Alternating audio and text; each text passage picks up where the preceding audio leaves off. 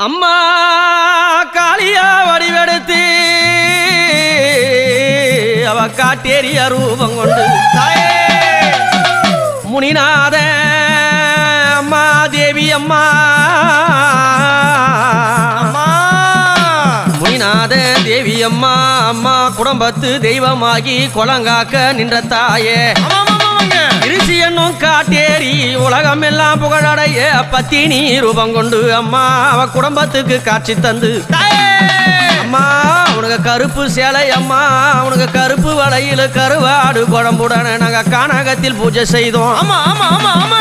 நாங்க வீட்டை மொழிவினாலும் வரமாட்டா விருந்தாளி நாங்க வீட்டை மொழி விட்டா வரமாட்டா விருந்தாளி விருந்திடவே உன்னை அழைத்த வரும் அம்மா. எங்க அம்மா முனிநாதனுடைய மனைவியாகப்பட்ட இருசி அம்மா என்ன